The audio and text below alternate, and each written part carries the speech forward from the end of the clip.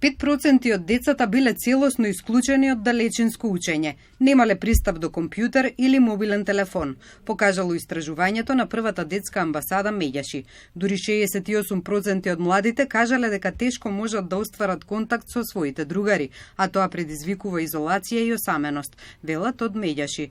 Училиштето им недостасува на 65% од децата, не само како образовна и воспитна компонента, туку како место за дружење. Ограничена е нивната слобода, а последиците од пандемијата и далечинското учење допрва ќе се покажат, велат од Меѓаши. Велат зошто кафеаните работат и тоа без маски, а училиштето се затворени.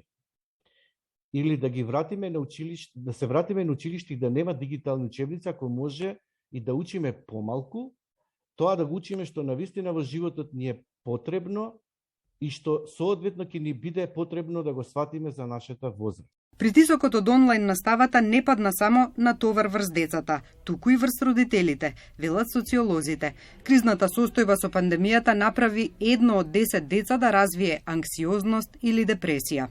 Ова се генерации каде што многу ќе треба да внимаваме потоа на менталното здравје на децата, бидејќи навистина во голема мера се забележуваат кај повеќе од половина од децата тешкоти во концентрација, вознемираност кога ќе се спомене стресен настан, особено вознемираност кога ќе се спомене стресен настан како лице кое што починало од ковид. Според социолозите, по завршувањето на пандемијата треба да се удри акцент на менталното здравје на децата, идентификување и борба против сајбер насилството.